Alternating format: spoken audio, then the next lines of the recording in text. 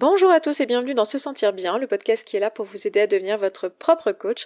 Je suis Esther Taïfé et dans ce 99e épisode, on va parler de la prise de décision.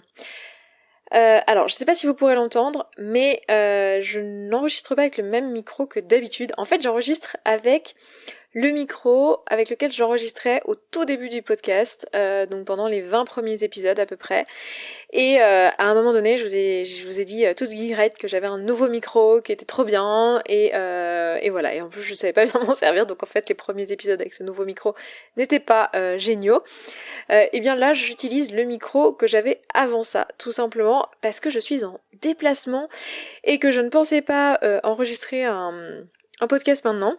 Et finalement, je suis inspirée, donc je vous enregistre ce podcast maintenant. Et du coup, aujourd'hui, on se parle de la prise de décision et je suis vraiment super contente de enregistrer avec vous parce qu'en fait, c'est le premier podcast que j'enregistre à mon retour de vacances. Pour vous, vous n'avez pas eu trop de différence parce que je les avais préenregistrés, mais en fait, ça fait plus d'1 mois que je vous ai pas parlé. Donc voilà, pour moi, c'est tout nouveau et ça me fait... Enfin, c'est tout nouveau. Non, c'est pas tout nouveau, on en est presque à 100 épisodes, mais ça me fait plaisir en fait de vous avoir de nouveau, j'allais dire au téléphone. Pas du tout, Esther, tu n'es pas avec des gens au téléphone. Mais bref, vous m'avez comprise. Aujourd'hui, j'ai envie de vous parler de la prise de décision. Je pense que c'est en plus un bon moment dans l'année pour parler parce que je pense que c'est une période de l'année où on fait un peu le point, où il y a pas mal de décisions qui sont en route pour la rentrée, voilà, qu'est-ce qu'on va faire. On utilise en fait l'été en général pour prendre nos décisions sur qu'est-ce qui va changer à la rentrée, comment on va évoluer. Enfin, je sais pas si vous faites des changements dans votre vie à la rentrée ou en janvier ou un peu les deux, mais en tout cas, c'est un bon moment de l'année en général pour faire un petit peu le point. Et les décisions, c'est vraiment une question qui revient souvent, c'est dans les coachings, c'est vraiment quelque chose qui est souvent au cœur de la problématique, c'est ok, je suis dans cette situation et je ne sais pas quoi faire, je suis bloquée. Et j'ai besoin d'un coaching pour me faire débloquer de cette situation parce que je ne trouve pas de solution à cette situation-là. Et en fait, j'ai quelques petites choses à vous partager dans ce podcast, des choses, des réalisations qui, moi, m'ont été utiles, des choses que j'ai comprises au fil des lectures, au fil des rencontres et au fil aussi de ma propre expérience. Alors, je suis quelqu'un d'un peu particulier parce que je suis pas du tout quelqu'un qui a peur, en fait. Enfin, en fait, si, j'ai peur, comme tout le monde, mais je le fais quand même. Donc, je suis quelqu'un, on va dire, je fais partie de ces personnes qui sont un peu des risk takers. Mais c'est pas quelque chose qui est inhérent à ma personnalité, c'est quelque chose que j'ai développé consciemment avec le temps et j'ai envie aujourd'hui de partager avec vous un petit peu ce que j'ai appris sur le chemin, dans l'idée que vous puissiez vous auto-coacher et utiliser ces éléments-là, les adapter à vous et vous dire un petit peu ce que je pense finalement de cette problématique-là. Très souvent, on se retrouve dans une situation dans nos vies, et c'est normal, hein, à des moments de notre vie où en fait on est dans une situation où on sait qu'il va falloir prendre une décision, on sait qu'il va falloir évoluer. Je connais par exemple plein de personnes qui sont dans un métier qui ne leur plaît pas, qui sont dans un quotidien qui ne leur convient pas, soit dans une relation amoureuse qui ne leur convient pas depuis de nombreuses années, dans une situation familiale qui ne convient pas, dans un boulot qui ne convient pas, et qui ont envie d'en changer, mais qui pendant des années et des années et des années ne changent pas. Ne changent pas parce qu'ils n'arrivent pas à prendre cette décision, en disant qu'il leur faut encore du temps, qu'ils ne sont pas sûrs, qu'ils ont besoin d'être certains que c'est la bonne décision, qu'ils ont besoin d'y réfléchir davantage, et qu'ils ne sont pas sûrs de leur décision et de leur choix, et que pour l'instant ils ne peuvent pas le faire tant qu'ils n'auront pas la certitude que c'est la bonne décision. Si vous entendez des bruits à l'extérieur de là où je me trouve, ce n'est pas la faute du micro, c'est juste la faute du fait que je suis, au moment où je vous parle, à Cologne, en Allemagne, et je ne sais pas pourquoi, les gens crient dans la rue. Donc voilà, c'est arrivé plusieurs fois dans la journée. Donc si vous entendez du bruit, alors je sais pas du tout si vous pourrez l'entendre, mais c'est ça. C'est pas du tout dû au micro, c'est dû à l'endroit où je me trouve qui est moins calme que là où je me trouve d'habitude. Donc je sais pas si vous pouvez vous reconnaître dans cette description, si ça correspond à ce que vous êtes en train de vivre en ce moment, cette situation où en fait vous vous dites bon voilà, là je suis bloquée sur un truc. Alors j'ai donné des exemples extrêmes de relations de couple ou de boulot depuis de nombreuses années, mais pour la plupart d'entre nous et pour la plupart des décisions qu'on a à prendre, c'est plutôt des blocages de quelques jours, quelques semaines, quelques mois peut-être, où en fait on est dans cette situation où on s'embourbe un petit peu. Alors notre réflexe dans ces cas-là, c'est d'en parler autour de nous, d'en parler à nos proches, d'en parler aux personnes qui nous aiment, aux personnes en qui on a confiance, et de leur demander leur avis. Le truc, c'est que, déjà c'est une façon de procrastiner sur cette décision, le fait de se dire « Ah oui, mais j'en ai pas encore parlé à machin, il faut que j'en parle à truc va pouvoir m'aider ». Mais en plus de ça, les personnes à qui vous allez pouvoir en parler, à moins que cette personne soit coach et qu'elle soit formée du coup pour vous aider à vous-même trouver quelle est la décision pour vous et quel est le blocage chez vous dans cette prise de décision, en fait ce que vont faire les personnes, et c'est tout à fait naturel, c'est vous conseiller. Elles vont vous conseiller, elles vont vous dire ce qu'elles feraient à votre place. Et tout ça, tous ces conseils et toutes ces discussions qu'elles vont avoir avec vous, en fait, c'est des discussions qui sont empreintes de leur propre système de valeurs et de leur propre expérience personnelle. Autrement dit, c'est des choses qui sont certes pertinentes, mais pour elles. Parce qu'il se trouve que vos amis, même s'ils vous aiment très fort, ils ne sont pas à votre place. Ils ne peuvent pas savoir ce que vous ressentez, même si vous leur dites, parce qu'ils ne sont pas dans votre tête, ils ne sont pas en train d'expérimenter vos pensées, vos émotions, ils ne sont pas à votre place, tout simplement. Donc eux, ce qu'ils vont vous dire, c'est des choses empreintes de leur propre expérience. Donc par exemple, si vous allez voir votre ami, que vous êtes actuellement employé de banque, je vais reprendre cet exemple, mais que vous êtes actuellement employé de banque, que vous vous plaisez pas du tout dans ce boulot-là, que c'est pas en accord avec vos valeurs, que intellectuellement c'est pas intéressant au quotidien, qu'en plus de ça vous détestez le système bancaire et que vous n'avez pas envie de faire gagner davantage de profit que nécessaire aux banques, et que vous n'êtes plus du tout aligné avec ça, et qu'en plus votre quotidien ça vous plaît pas, que vos collègues ça ne va pas du tout, que vous savez que vous n'êtes pas à votre place, que ça fait des semaines que vous réfléchissez à peut-être vous lancer, à créer votre boîte, à créer votre petite pâtisserie végane, ou à créer autre chose, peu importe si c'est pas ça, mais à créer votre boîte, ou à simplement changer de boulot et aller dans un autre truc où vous savez que c'est la vocation. Peut-être que, je sais pas, ça fait des années que vous voulez enseigner au primaire, voilà, et là vous savez que c'est le bon moment, vous en avez énormément envie, c'est votre truc, mais vous vous dites ouais voilà, je prends le risque de, si j'ouvre ma pâtisserie, j'ai potentiellement perdre de l'argent, du temps, j'ai plein de peur, et du coup vous allez voir votre meilleur ami, vous lui exposez la situation, vous dites voilà, je suis malheureuse dans mon boulot, j'aimerais lancer ma boîte, qu'est-ce que t'en penses?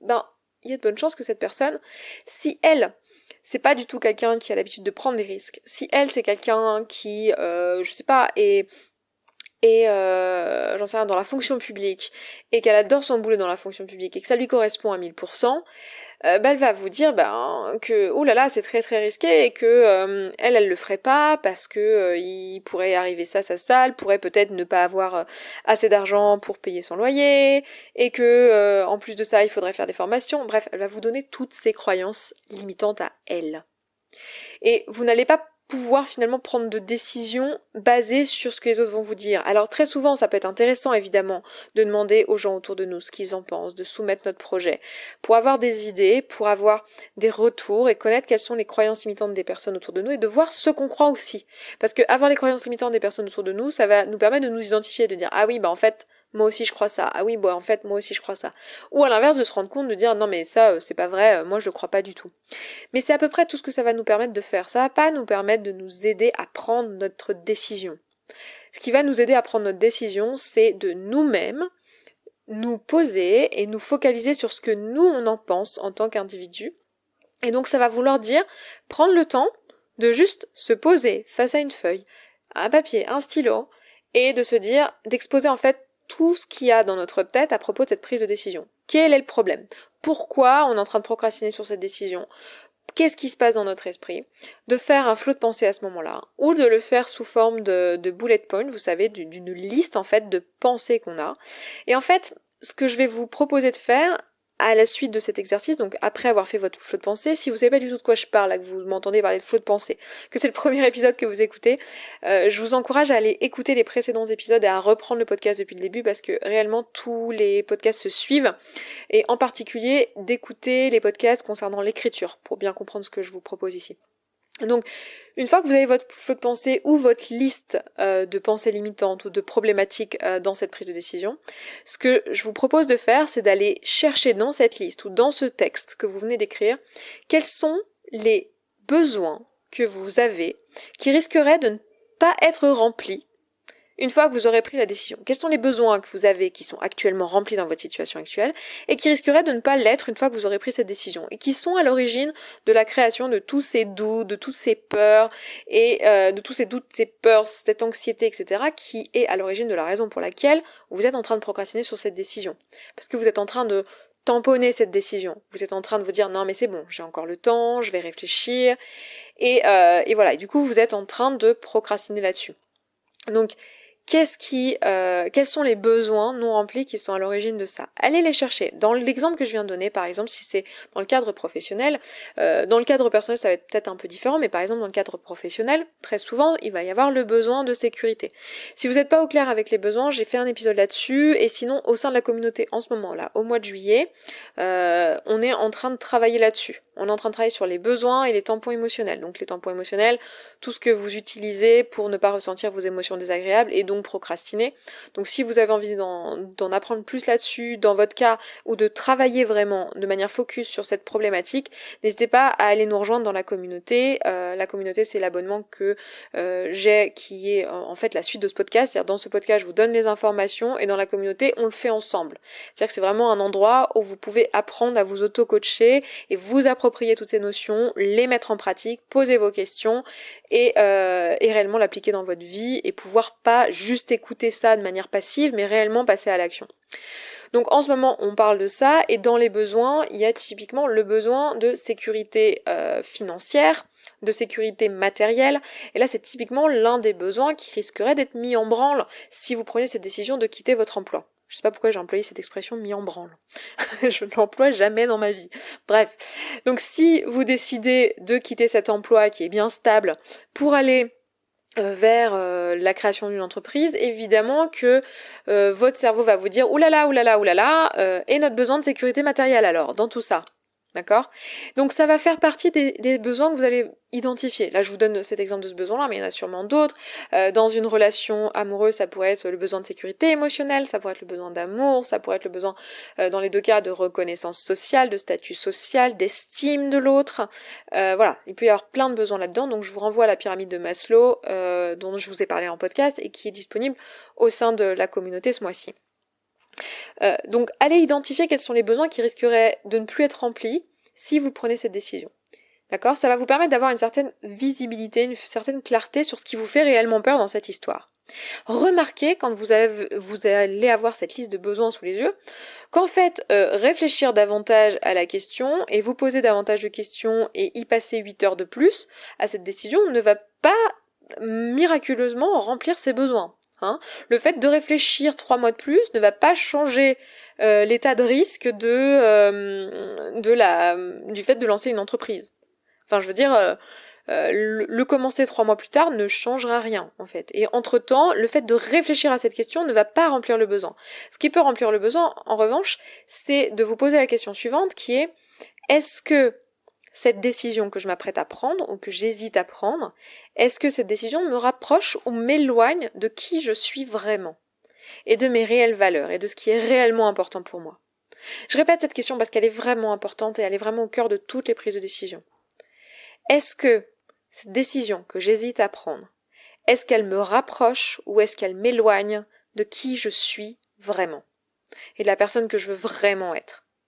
Parce que finalement, en répondant à l'affirmative par cette question, c'est-à-dire si effectivement cette décision vous rapproche de la personne que vous êtes vraiment, les autres besoins, parce que là ça veut dire que votre besoin primordial là, qui est rempli, c'est votre besoin d'épanouissement de vous-même. C'est le besoin qui est tout en haut de la pyramide de Maslow. C'est votre besoin d'être vous-même, votre besoin de vivre en accord avec vos valeurs.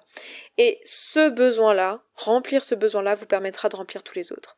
Parce que si aujourd'hui, vous êtes dans un boulot, vous êtes sûr que c'est ce qui vous convient, finalement, le risque, le fait qu'il y ait quelqu'un qui vous dit « oui, mais c'est risqué, as-tu peur de perdre de l'argent ?» En fait, l'argent, ici, n'est pas un réel problème quand vous êtes en train de faire réellement ce que vous aimez dans votre vie. C'est plus la priorité.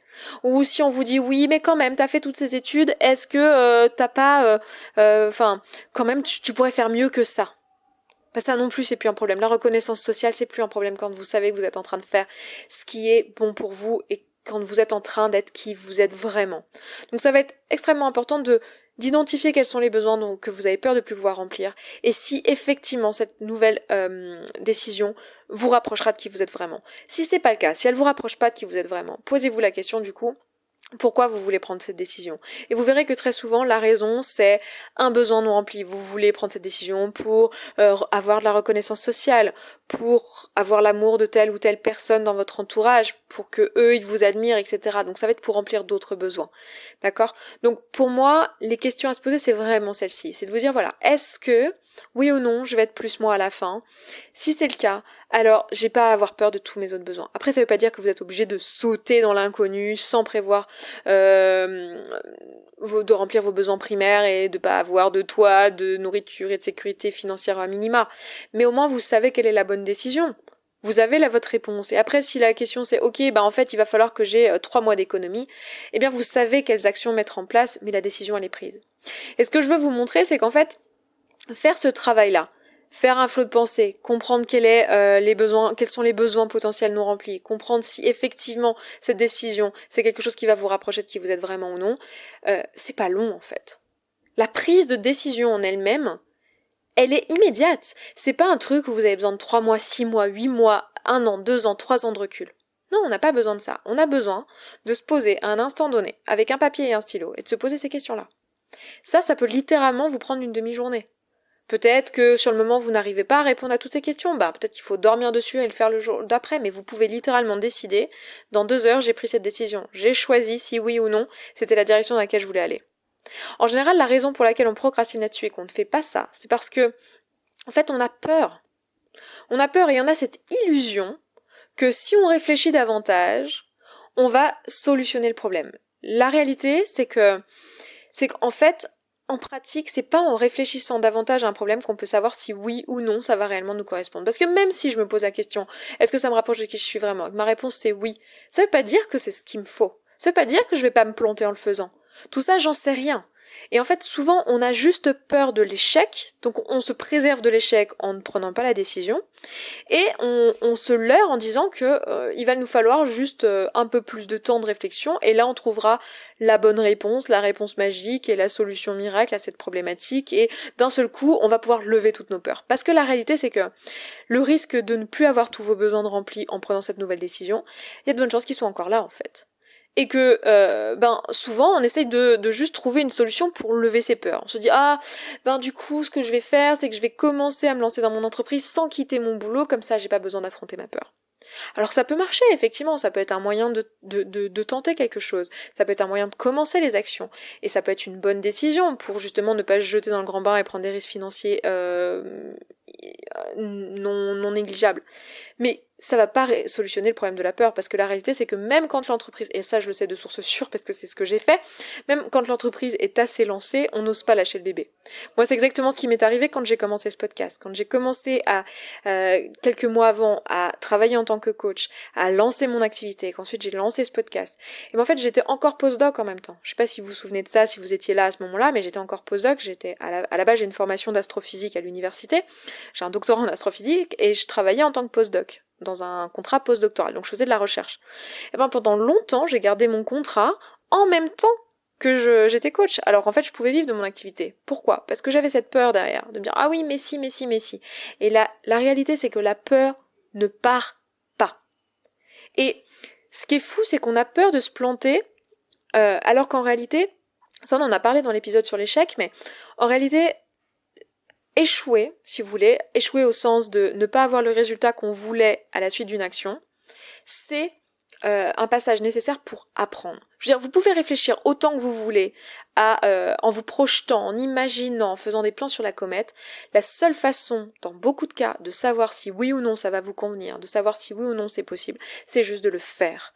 C'est pas en réfléchissant des heures et des heures et des heures et des heures supplémentaires. C'est pas en réfléchissant pendant des mois, c'est pas en posant la question à des milliers de personnes autour de vous, c'est en le faisant, en vous le lançant. Quand vous allez vous lancer, vous allez voir si oui ou non c'est fait pour vous, vous allez pouvoir avoir les éléments aussi pour vous dire tiens, ça marche, ça marche pas. Ah tiens, en fait, j'avais pas anticipé, mais si je me lance, je rencontre tel problème qu'il va falloir solutionner. Ça, c'est que en le faisant. Autrement dit, la seule façon de grandir, finalement, c'est de passer par l'échec et de passer par l'essai-erreur. Si vous avez peur d'échouer, et que vous n'acceptez pas cette peur d'échouer, parce que cette peur d'échouer, elle est là, et c'est normal, et vous l'avez, et c'est ok. Mais si vous n'acceptez pas d'agir malgré la peur de l'échec, vous allez juste échouer en avance, en fait, parce que vous allez juste jamais vous lancer, comme ça vous êtes sûr d'échouer. Ah, c'est sûr que c'est plus confortable, mais vous allez vous conditionner à l'échec. Donc, ce que j'ai envie de vous donner comme message principal dans cet épisode aujourd'hui, c'est que la prise de décision n'a pas besoin de prendre des semaines, des mois, des jours. Une décision, ça peut se prendre rapidement. Ça vous demande juste d'être focus, de vous poser réellement les bonnes questions, qui, selon moi, sont les questions que je vous ai proposées, à savoir quels sont les besoins que je risquerais de ne pas remplir. Comme ça, je suis au courant de d'où viennent mes peurs, etc. Et je l'ai en ligne de mire.